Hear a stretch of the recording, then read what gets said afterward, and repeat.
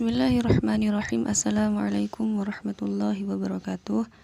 Di sini saya akan sedikit menjelaskan tentang al-awamiruh wan nawahi, yakni tugas untuk memenuhi tugas UAS pada mata kuliah ilmu dan usulul fikih yang diampu oleh dosen Bapak Ahmad Fajar Shodiq MTHI.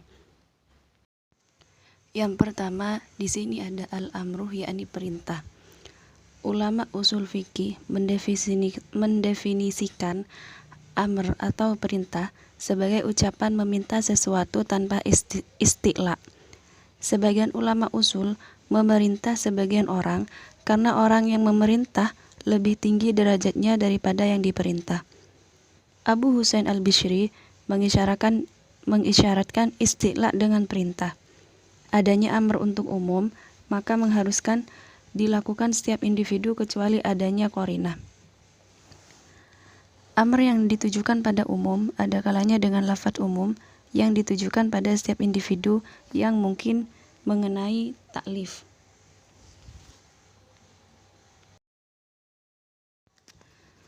Amr yang ditujukan untuk umum ada kalanya dengan lafadz umum yang ditujukan pada setiap individu yang mungkin mengenai taklif. Misalkan az-zakatu wa atus-shalah wa aqimu. Amr di sini menggunakan lafadz umum, tetapi setiap orang Islam wajib menjalankannya, dan ada pula yang amr yang ditujukan pada umum tapi tidak dilafadzkan dengan umum. Misalkan seperti wal takun minkum ummatun yad'una ilal khair wa ya'muruna bil ma'ruf. Contoh amr sendiri yakni firman Allah Subhanahu wa taala yang berbunyi wa aqimus sholata, yakni maka dirikanlah sholat. Allah Subhanahu wa taala meminta kita untuk mengerjakan sholat. Sigot amr yaitu sigot yang menunjukkan terhadap perintah, seperti firman Allah Subhanahu wa taala aqimus sholata. Aqim merupakan sigot amr karena menunjukkan perintah untuk melakukan lafadz setelahnya, yakni sholat. Selanjutnya di situ ada ad-dalalatu sigotul amri, yakni maksud dari sigot amr.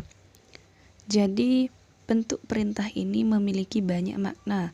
Sebagian ulama usul menyebutkan ada 30 makna dan tidak semua menunjukkan hakikat amr, melainkan sebagian besar yaitu majas. Dari jumhur usul, bentuk sigot amr adalah bentuk perintah, sedangkan amr digunakan untuk menunjukkan selain perintah, seperti anjuran, kebolehan, atau irsyad. Pada dasarnya, amr atau perintah tidak memiliki konsekuensi pengulangan kecuali ada dalil yang menunjukkan selainnya.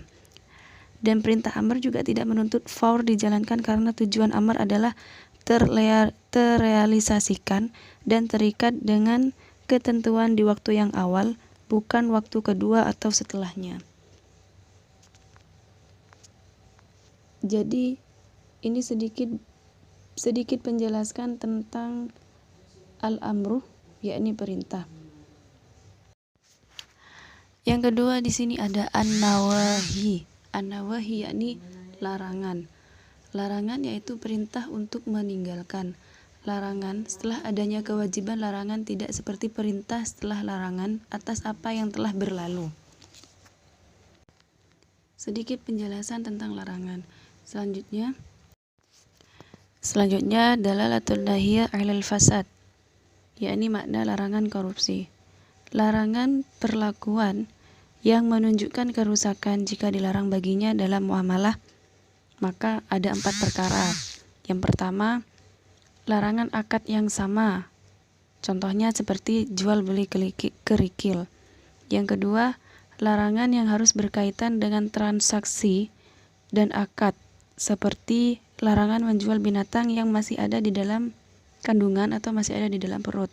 Yang ketiga, larangan untuk sesuatu di luar akad tetapi diperlukan untuk itu, misalkan seperti menjual dari harga 1 dirham menjadi 2 dirham. Dan yang terakhir yaitu larangan berada di luar akad atau tidak perlu transaksi, misalkan seperti menjual di waktu azan sholat Jumat. Mungkin cukup sekian sedikit ringkasan penjelasan dari al-awamiruh wan nawahi tentang perintah dan larangan dari saya. Kurang lebihnya saya minta maaf apabila ada kesalahan. Wabillahi taufik wal hidayah. Wassalamualaikum warahmatullahi wabarakatuh.